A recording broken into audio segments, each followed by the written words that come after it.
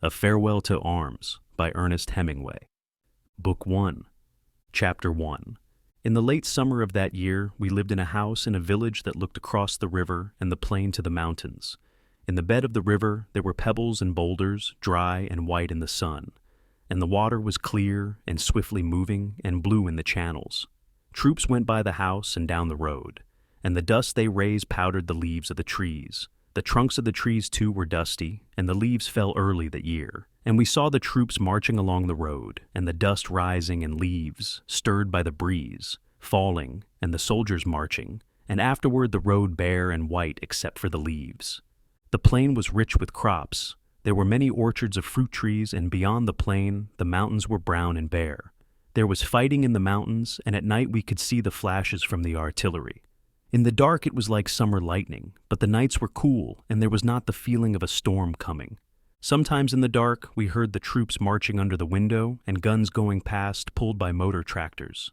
There was much traffic at night and many mules on the roads with boxes of ammunition on each side of their pack saddles and gray motor trucks that carried men, and other trucks with loads covered with canvas that moved slower in the traffic. There were big guns, too, that passed in the day drawn by tractors, the long barrels of the guns covered with green branches and green leafy branches and vines laid over the tractors.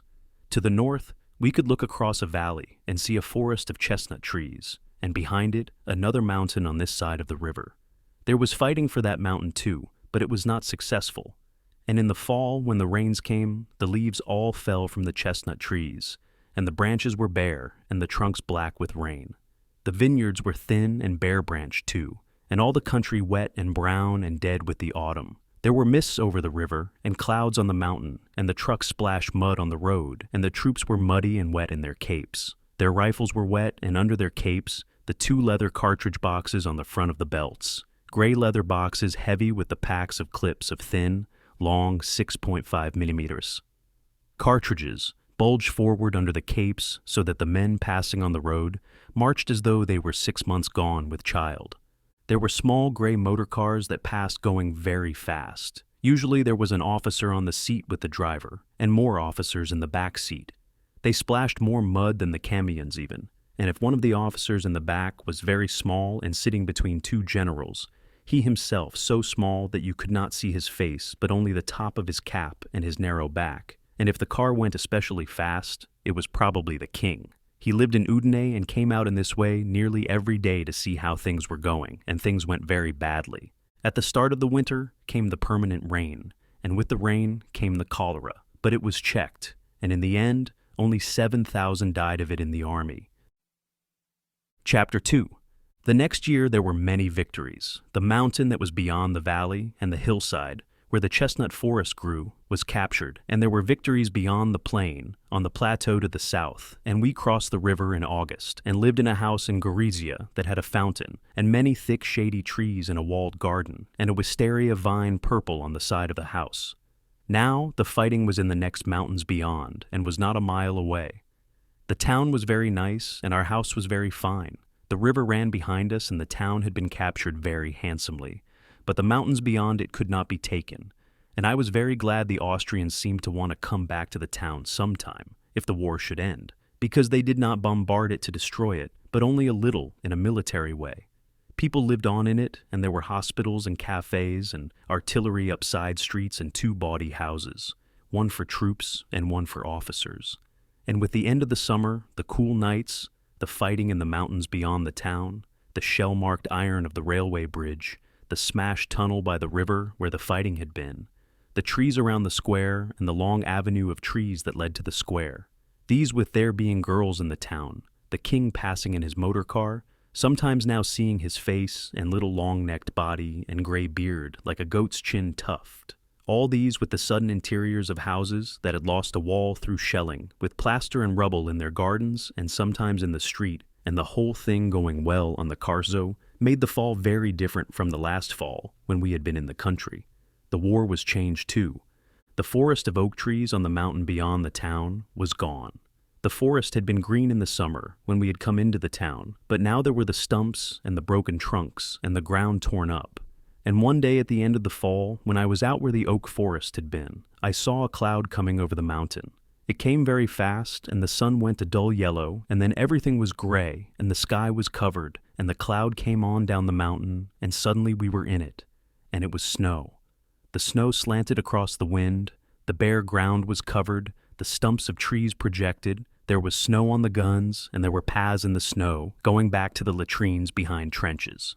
Later, below in the town, I watched the snow falling, looking out of the window of the bawdy house, the house for officers, where I sat with a friend and 2 glasses drinking a bottle of Asti, and, looking out at the snow falling slowly and heavily, we knew it was all over for that year. Up the river, the mountains had not been taken. None of the mountains beyond the river had been taken.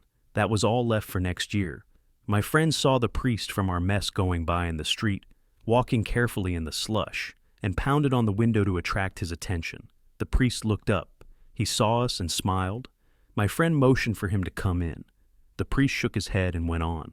That night in the mess, after the spaghetti course, which everyone ate very quickly and seriously, lifting the spaghetti on the fork until the loose strands hung clear, then lowering it into the mouth, or else using a continuous lift and sucking into the mouth, helping ourselves to wine from the grass-covered gallon flask. It swung in a metal cradle, and you pulled the neck of the flask down with the forefinger, and the wine, clear red, tannic, and lovely, poured out into the glass, held with the same hand. After this course, the captain commenced picking on the priest. The priest was young and blushed easily, and wore a uniform like the rest of us, but with a cross in dark red velvet above the left breast pocket of his gray tunic. The captain spoke pidgin Italian for my doubtful benefit, in order that I might understand perfectly that nothing should be lost. "Priest today with girls," the captain said, looking at the priest and at me. The priest smiled and blushed and shook his head. This captain baited him often. "Not true?" asked the captain. "Today I see priest with girls." "No," said the priest. The other officers were amused at the baiting. "Priest not with girls," went on the captain. "Priest never with girls," he explained to me. He took my glass and filled it, looking at my eyes all the time, but not losing sight of the priest. "Priest every night 5 against 1. Everyone at the table laughed. "You understand? Priest every night 5 against 1. He made a gesture and laughed loudly. The priest accepted it as a joke. "The Pope wants the Austrians to win the war," the major said. "He loves Franz Joseph. That's where the money comes from. I am an atheist." "Did you ever read The Black Pig?" asked the lieutenant. "I will get you a copy. It was that which shook my faith." "It is a filthy and vile book," said the priest. "You do not really like it?" "It is very valuable," said the lieutenant. "It tells you about those priests. You will like it," he said to me. I smiled at the priest, and he smiled back across the candlelight. "Don't you read it?" he said. "I will get it for you," said the lieutenant. "All thinking men are atheists," the major said. "I do not believe in the Freemasons, however." "I believe in the Freemasons," the lieutenant said. "It is a noble organization." Someone came in, and as the door opened, I could see the snow falling. "There will be no more offensive now that the snow has come," I said. "Certainly not," said the major. "You should go on leave. You should go to Rome, Naples, Sicily." "He should visit Amalfi," said the lieutenant. "I will write you cards to my family in Amalfi. They will love you like a son." "He should go to Palermo." "He ought to go to Capri." "I would like you to see Abruzzi and visit my family at Capricotta," said the priest. "Listen to him talk about the Abruzzi. There's more snow there than here. He doesn't want to see peasants. Let him go to centers of culture and civilization. He should have fine girls. I will give you the addresses of places in Naples. Beautiful young girls, accompanied by their mothers. Ha, ha, ha." The captain spread his hand open, the thumb up and fingers outspread, as when you make shadow pictures. There was a shadow from his hand on the wall. He spoke again in pidgin Italian. "You go away like this," he pointed to the thumb, "and come back like this." He touched the little finger. Everyone laughed. "Look," said the captain. He spread the hand again. Again the candlelight made its shadows on the wall. He started with the upright thumb and named in their order the thumb and 4 fingers. Sotto tenente, the thumb; tenente, first finger; capitano, next finger; maggiore, next to the little finger; and tenente colonnello, the little finger. "You go away sotto tenente. You come back sotto colonnello." They all laughed. The captain was having a great success with finger games. He looked at the priest and shouted, "Every night, priest 5 against 1. They all laughed again. "You must go on leave at once," the major said. "I would like to go with you and show you things," the lieutenant said. "When you come back, bring a phonograph. Bring good opera discs. Bring Caruso." "Don't bring Caruso. He bellows." "Don't you wish you could bellow like him?" "He bellows! I say he bellows!" "I would like you to go to Abruzzi," the priest said. The others were shouting. "There is good hunting. You would like the people, and though it is cold, it is clear and dry. You could stay with my family. My father is a famous hunter." "Come on," said the captain. "We go whorehouse before it shuts." "Good night," I said to the priest. "Good night," he said. Chapter 3. When I came back to the front, we still lived in that town. There were many more guns in the country around, and the spring had come. The fields were green, and there were small green shoots on the vines. The trees along the road had small leaves, and a breeze came from the sea. I saw the town, with the hill and the old castle above it, in a cup in the hills, with the mountains beyond, brown mountains with a little green on their slopes. In the town, there were more guns, there were some new hospitals. You met British men, and sometimes women, on the street, and a few more houses had been hit by shell fire. It was warm and like the spring, and I walked down the alleyway of trees, warmed from the sun on the wall, and found we still lived in the same house, and that it all looked the same as when I had left it. The door was open, there was a soldier sitting on a bench outside in the sun, an ambulance was waiting by the side door and inside the door. As I went in, there was the smell of marble floors and hospital. It was all as I had left it, except that now it was spring. I looked in the door of the big room and saw the major sitting at his desk, the window open and the sunlight coming into the room. He did not see me, and I did not know whether to go in and report or go upstairs first and clean up. I decided to go on upstairs. The room I shared with the Lieutenant Rinaldi looked out on the courtyard. The window was open, my bed was made up with blankets and my things hung on the wall, the gas mask in an oblong tin can, the steel helmet on the same peg. At the foot of the bed was my flat trunk and my winter boots. The leather shiny with oil were on the trunk. My Austrian sniper's rifle with its blued octagon barrel and the lovely dark walnut, cheek-fitted Schutzen stock hung over the two beds. The telescope that fitted it was, I remembered, locked in the trunk. The Lieutenant, Rinaldi, lay asleep on the other bed. He woke when he heard me in the room and sat up. "Ciao!" he said. "What kind of time did you have?"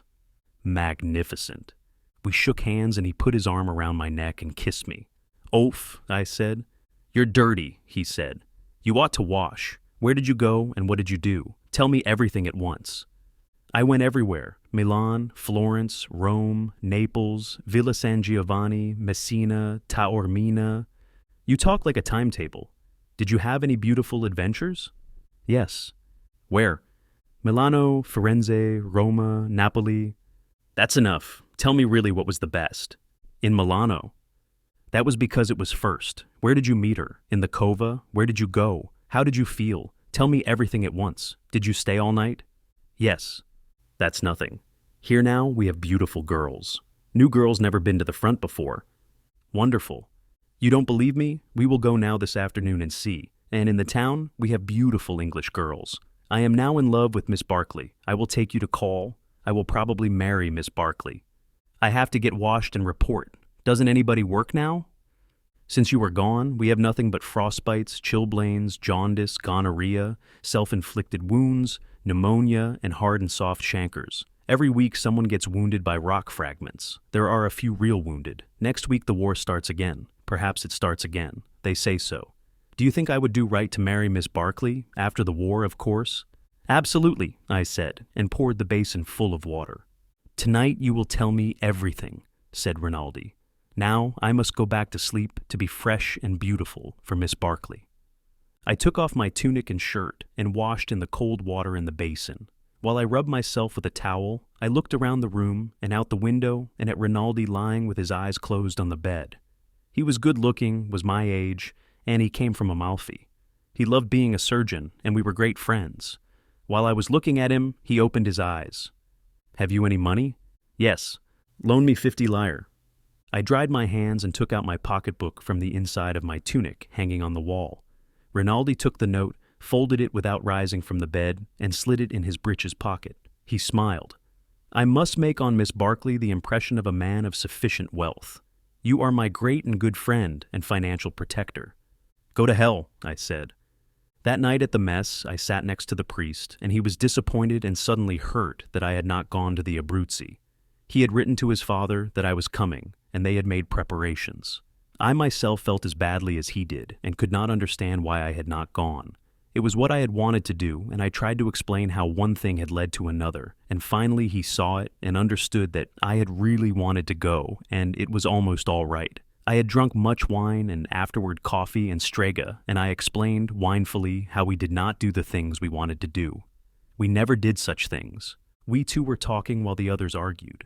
I had wanted to go to Abruzzi. I had gone to no place where the roads were frozen and hard as iron, where it was clear cold and dry, and the snow was dry and powdery, and hair tracks in the snow, and the peasants took off their hats and called you lord, and there was good hunting. I had gone to no such place, but to the smoke of cafes and nights when the room whirled and you needed to look at the wall to make it stop.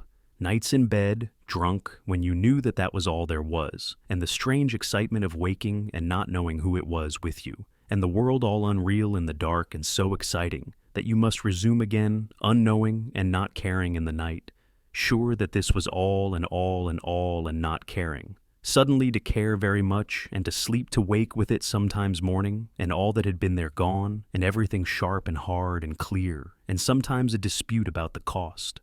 Sometimes still pleasant and fond and warm, and breakfast and lunch. Sometimes all niceness gone, and glad to get out on the street, but always another day starting, and then another night. I tried to tell about the night, and the difference between the night and the day, and how the night was better, unless the day was very clean and cold, and I could not tell it, as I cannot tell it now. But if you have had it, you know. He had not had it, but he understood that I had really wanted to go to the Abruzzi, but had not gone, and we were still friends, with many tastes alike, but with the difference between us. He had always known what I did not know, and what, when I learned it, I was always able to forget. But I did not know that then, although I learned it later. In the meantime, we were all at the mess, the meal was finished, and the argument went on. We two stopped talking, and the captain shouted, "Priest not happy! Priest not happy without girls!" "I am happy," said the priest. "Priest not happy. Priest wants Austrians to win the war," the captain said. The others listened. The priest shook his head. "No," he said. "Priest wants us never to attack. Don't you want us never to attack?" "No. If there is a war, I suppose we must attack." "Must attack. Shall attack." The priest nodded. "Leave him alone," the major said. "He's all right." "He can't do anything about it anyway," the captain said. We all got up and left the table. Chapter 4. The battery in the next garden woke me in the morning, and I saw the sun coming through the window and got out of the bed. I went to the window and looked out. The gravel paths were moist, and the grass was wet with dew. The battery fired twice, and the air came each time like a blow, and shook the window and made the front of my pajamas flap. I could not see the guns, but they were evidently firing directly over us. It was a nuisance to have them there, but it was a comfort that they were no bigger. As I looked out at the garden, I heard a motor truck starting on the road. I dressed, went downstairs, had some coffee in the kitchen, and went out to the garage. 10 cars were lined up side by side under the long shed. They were top-heavy, blunt-nosed ambulances, painted gray, and built like moving vans. The mechanics were working on one out in the yard. 3 others were up in the mountains at dressing stations. "Do they ever shell that battery?" I asked one of the mechanics. "No, Signor Tenente. It is protected by the little hill." "How's everything?" "Not so bad. This machine is no good, but the others march." He stopped working and smiled. "Were you on permission?" "Yes." He wiped his hands on his jumper and grinned. "You have a good time?" The others all grinned too. "Fine," I said. "What's the matter with this machine?" "It's no good, one thing after another." "What's the matter now?" "New rings." I left them working, the car looking disgraced and empty with the engine open and parts spread on the workbench, and went in under the shed and looked at each of the cars. They were moderately clean, a few freshly washed, the others dusty. I looked at the tires carefully, looking for cuts or stone bruises. Everything seemed in good condition. It evidently made no difference whether I was there to look after things or not. I had imagined that the condition of the cars, whether or not things were obtainable, the smooth functioning of the business of removing wounded and sick from the dressing stations, hauling them back from the mountains to the clearing station, and then distributing them to the hospitals named on their papers, depended to a considerable extent on myself. Evidently, it did not matter whether I was there or not. "Has there been any trouble getting parts?" I asked the sergeant mechanic. "No, Signor Tenente." "Where is the gasoline park now?" "At the same place."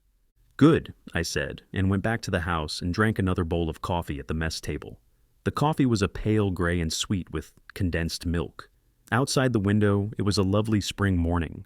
There was that beginning of a feeling of dryness in the nose that meant the day would be hot later on. That day I visited the posts in the mountains and was back in town late in the afternoon. The whole thing seemed to run better while I was away. The offensive was going to start again, I heard. The division for which we worked were to attack at a place up the river, and the major told me that I would see about the posts during the attack. The attack would cross the river up above the narrow gorge and spread up the hillside. The posts for the cars would have to be as near the river as they could get and keep covered. They would, of course, be selected by the infantry, but we were supposed to work it out. It was one of those things that gave you a false feeling of soldiering. I was very dusty and dirty and went up to my room to wash. Rinaldi was sitting on the bed with a copy of Hugo's English grammar. He was dressed, wore his black boots, and his hair shone. "Splendid," he said when he saw me. "You will come with me to see Miss Barclay." "No." "Yes, you will please come and make me a good impression on her." "All right, wait till I get cleaned up. Wash up and come as you are." I washed, brushed my hair, and we started. "Wait a minute," Rinaldi said. "Perhaps we should have a drink." He opened his trunk and took out a bottle. "Not Strega," I said. "No, Grappa." "All right." He poured 2 glasses and we touched them, first fingers extended. The Grappa was very strong. "Another?" "All right," I said. We drank the second Grappa, Rinaldi put away the bottle, and we went down the stairs. It was hot walking through the town, but the sun was starting to go down, and it was very pleasant. The British hospital was a big villa built by Germans before the war. Miss Barclay was in the garden. Another nurse was with her. We saw their white uniforms through the trees and walked toward them. Rinaldi saluted. I saluted too, but more moderately. "How do you do?" Miss Barclay said. "You're not an Italian, are you?" "Oh, no." Rinaldi was talking with the other nurse. They were laughing. What an odd thing, to be in the Italian army. It's not really the army, it's only the ambulance. It's very odd, though. Why did you do it? "I don't know," I said. "There isn't always an explanation for everything." "Oh, isn't there? I was brought up to think there was." "That's awfully nice." "Do we have to go on and talk this way?" "No," I said. "That's a relief, isn't it?" "What is the stick?" I asked.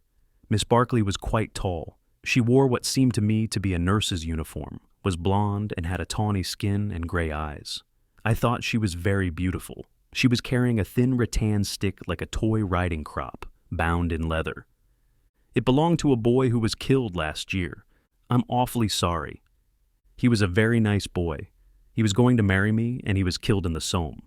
It was a ghastly show." "Were you there?" "No." "I've heard about it," she said. "There's not really any war of that sort down here. They sent me the little stick. His mother sent it to me. They returned it with his things." "Had you been engaged long?" 8 years. We grew up together." "And why didn't you marry?" "I don't know," she said. "I was a fool not to. I could have given him that anyway. But I thought it would be bad for him." "I see. Have you ever loved anyone?" "No," I said. We sat down on a bench and I looked at her. "You have beautiful hair," I said. "Do you like it?" "Very much." "I was going to cut it all off when he died." "No. I wanted to do something for him. You see, I didn't care about the other thing, and he could have had it all. He could have had anything he wanted if I would have known. I would have married him, or anything. I know all about it now. But then he wanted to go to war, and I didn't know. I did not say anything. I didn't know about anything then. I thought it would be worse for him. I thought perhaps he couldn't stand it, and then of course he was killed, and that was the end of it." "I don't know." "Oh yes," she said. "That's the end of it." We looked at Rinaldi talking with the other nurse.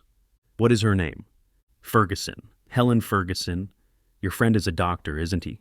"Yes, he's very good." "That's splendid. You rarely find anyone any good this close to the front. This is close to the front, isn't it? Quite. It's a silly front, she said, but it's very beautiful. Are they going to have an offensive? Yes. Then we'll have to work. There's no work now. Have you done nursing long? Since the end of 15. I started when he did. I remember having a silly idea he might come to the hospital where I was, with a saber cut, I suppose, and a bandage around his head. Or shot through the shoulder. Something picturesque. This is the picturesque front, I said. Yes, she said. People can't realize what France is like. If they did, it couldn't all go on. He didn't have a saber cut. They blew him all to bits. I didn't say anything. Do you suppose it will always go on? No. What's to stop it? It will crack somewhere. We'll crack in France. They can't go on doing things like the Somme and not crack. They won't crack here, I said. You think not? No, they did very well last summer. They may crack, she said. Anybody may crack. The Germans too. No, she said. I think not. We went over toward Rinaldi and Miss Ferguson. You love Italy? Rinaldi asked Miss Ferguson in English. Quite well. No understand, Rinaldi shook his head. Abbastanza bene, I translated. He shook his head. That is not good? You love England? Not too well. I'm Scotch, you see. Rinaldi looked at me blankly. She's Scotch, so she loves Scotland better than England, I said in Italian. But Scotland is England. I translated this for Miss Ferguson. Pas encore, said Miss Ferguson. Not really? Never. We do not like the English. Not like the English? Not like Miss Barclay? Oh, that's different. You mustn't take everything so literally. After a while, we said goodnight and left. Walking home, Rinaldi said, Miss Barclay prefers you to me. That is very clear, but the little Scotch one is very nice. Very, I said. I had not noticed her. You like her? No, said Rinaldi. This concludes the first part of 16 total of A Farewell to Arms by Ernest Hemingway, produced by Best Audiobooks for free.